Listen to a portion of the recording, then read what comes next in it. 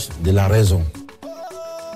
En effet, la proclamation de l'indépendance le 2 octobre 1958 a ouvert la voie à la mise en place des institutions de souveraineté nationale en vue de consolider cette indépendance recouvrée. C'est ainsi que le 3 octobre suivant, le nouveau gouvernement, à travers un secrétariat à la défense nationale rattaché à la présidence, a engagé un processus qui a rapidement abouti à la création de l'armée guinéenne le 1er novembre 1958. Cet embryon a vite été rejoint par 3 contingents de vaillants soldats. Parce que les tuyaux de canalisation peuvent être effectués d'un point à l'autre, mais il y a le contrôle de qualité qui est là. On a un partenariat avec eux. Chaque fois, on prélève dans les communes, dans les points de traitement, ainsi de voir l'efficacité du traitement dans les communes, mais également effectivement, dans les tuyaux. en parlant de cette société des eaux de Guinée, aujourd'hui, est-ce qu'en quelque sorte, est-ce que le problème d'eau chez les populations n'est pas ce qui envoie la prolifération de ces entreprises d'eau? Oui, parce qu'on remarque que beaucoup en plus de personnes ont du mal à avoir accès à l'eau, et cela les dirige. Moi, je connais des familles où il n'y a pas d'eau, ils sont obligés tout le temps de payer des paquets d'eau chaque mois, et cela les dirige vers ces... Bien accompli. 64 ans au service de la défense de l'intégrité du territoire et de participation au développement socio-économique du pays.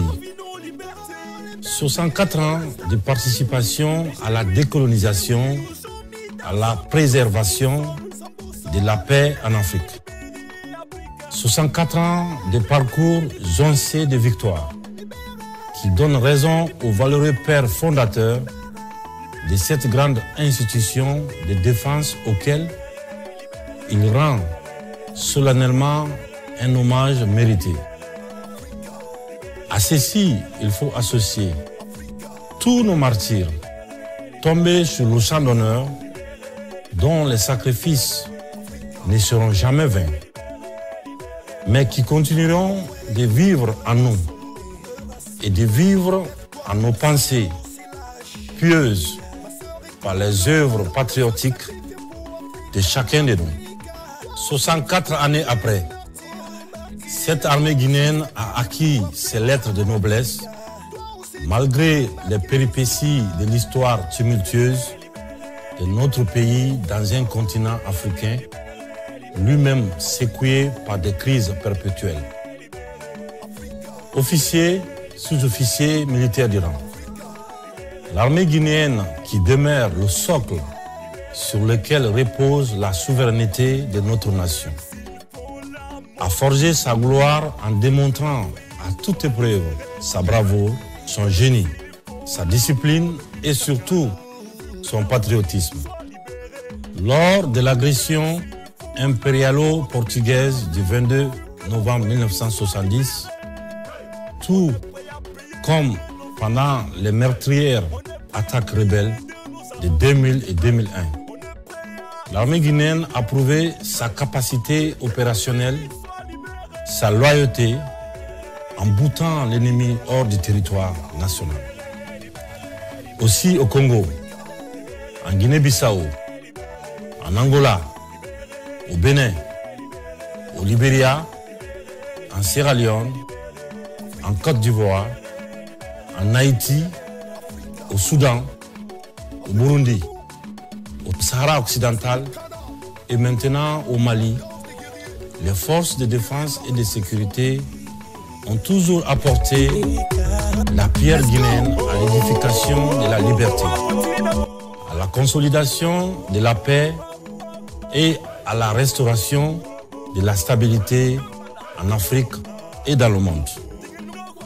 En ce moment même, le 8e bataillon Gangan, plus de 600 hommes, est en phase de déploiement à Kidal après leur mise en condition opérationnelle au centre d'entraînement aux opérations de maintien de la paix de Kindia. La Guinée restera au Mali jusqu'à la stabilité totale de ses pays frères avec lesquels elle partage l'histoire et la géographie, entretient des relations séculaires de fraternité, d'amitié et de coopération.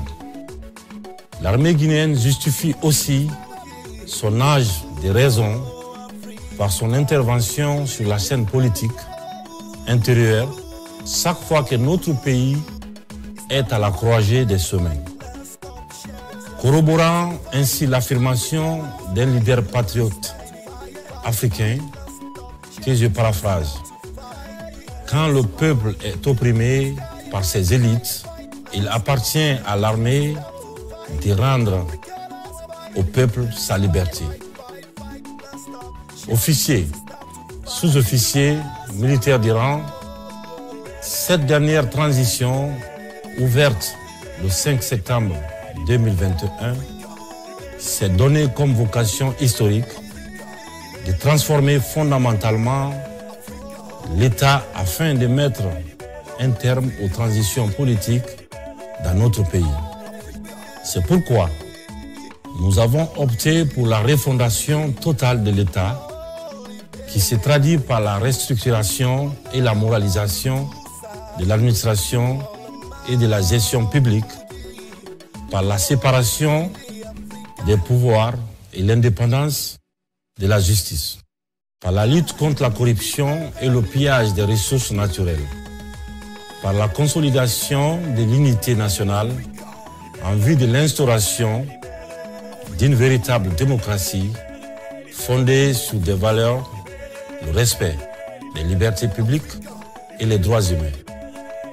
Dans l'armée, cette refondation se traduit par la poursuite de la réforme du secteur de sécurité à travers la consolidation des acquis par la formation, l'aguerrissement du personnel, l'acquisition des équipements modernes, la construction et la réhabilitation des infrastructures, ainsi que par l'élaboration des textes, la restructuration des unités et l'amélioration de la qualité des dépenses militaires. La réussite de cet ambitieux programme qui incombe à tous, particulièrement aux veillants forces de défense et de sécurité, est un défi à relever afin de mettre un terme au paradoxe guinéen des pays pauvres aux immenses richesses naturelles et offrir à ses filles et fils un avenir radieux, profitable à tous, sans exclusive. Officiers, sous-officiers et militaires du rang, cette nouvelle société guinéenne qui a été longtemps ambitionnée par le peuple de Guinée, le CNRD l'a promis et la transition va poser les bases de sa réalisation. Chaque Guinéen en uniforme doit la cultiver au quotidien par son comportement, l'accomplissement exemplaire de ses tâches, afin de renforcer la confiance entre le peuple et son armée. C'est en cela que s'effectuera la vraie renaissance nationale, dans laquelle le concept armée-nation trouvera la plénitude de son sens. Après cette première année de transition, les résultats sont dignes d'éloge au sein de notre institution, dont l'anniversaire m'offre l'opportunité de résumer le bilan et les perspectives. Nous avons significativement amélioré les conditions de vie et de travail de l'ensemble des forces de défense et de sécurité par la revalorisation de la solde, le rajout de la valeur monétaire du ravitaillement à la solde, la dotation en uniforme, l'équipement en matériel et mobilier des bureaux, l'augmentation du parc logistique des armées, l'accélération de la rénovation des infrastructures, notamment la relance de l'achèvement des infrastructures dans les garnisons de la capitale et de l'intérieur du pays. Les efforts et initiatives de formation ont été accrus pour améliorer l'adéquation entre le renforcement des capacités opérationnelles des hommes et la modernisation des équipements que l'armée acquiert dans la perspective de la loi de programmation militaire 2021-2026. En tenant compte de l'évolution technologique et de la conjoncture sécuritaire, l'équipement des hôpitaux du BQG, le bataillon du quartier général, et du bataillon spécial de Conakry, l'extension de l'infirmerie en hôpital de référence au centre d'entraînement aux opérations de maintien de la paix de Kindéa, la création de l'école d'état-major et de l'école des officiers de la gendarmerie, la construction prochaine de l'école militaire préparatoire technique, communément appelée Britannique militaire, la construction des camps des unités nouvellement créées, le recrutement des spécialistes au profit du bataillon du génie militaire et des unités militaires de production agro-industrielle, l'acquisition des équipements majeurs prévus dans la nouvelle loi de programmation militaire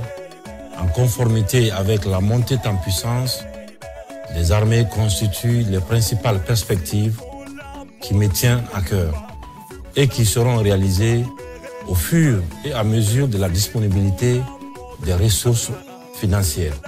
En perspective, il est également prévu un vaste programme de recrutement des jeunes diplômés sans emploi, officiers, sous-officiers et militaires du rang.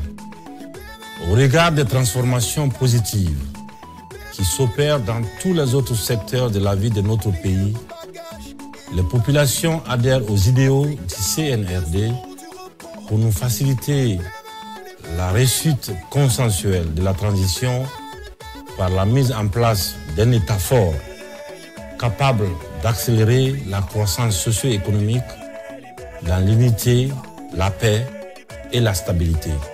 En effet, un anniversaire étant le temps qu'il faut mettre à profit pour jeter un regard sur le passé, apprécier le présent et envisager l'avenir avec responsabilité. L'armée guinéenne doit montrer cette fois-ci le chemin de l'honneur. C'est pourquoi j'exhorte toutes les forces de défense et de sécurité au sursaut patriotique dans l'accomplissement de leurs missions respectives, dans l'unité, la complémentarité, la discipline, l'intégrité et la loyauté. Dans la poursuite des activités civilo-militaires, en toutes circonstances, vous devez toujours être porté à donner le meilleur exemple pour aider à forger une morale d'intégrité, de tout au service de la nation. Je félicite et encourage toute la hiérarchie militaire, les hommes qui tiennent leur position dans toutes les unités et le long de nos frontières. Mes pensées vont également à tous nos frères d'armes, déployés dans les missions de maintien et de rétablissement de la paix à travers le monde. L'engagement reste le même. Rendre hommage à ceux qui sont tombés, soigner ceux qui sont blessés. Et la mission continue. En renouvelant à vous toutes et tous mes félicitations et mes encouragements pour l'esprit de corps et l'exemplarité dont vous faites montre depuis le 5 septembre 2021, je vous souhaite un joyeux anniversaire de création de l'armée guinéenne. Vive l'armée guinéenne, vive l'indépendance nationale, que Dieu bénisse la Guinée et les Guinéens. Je vous remercie.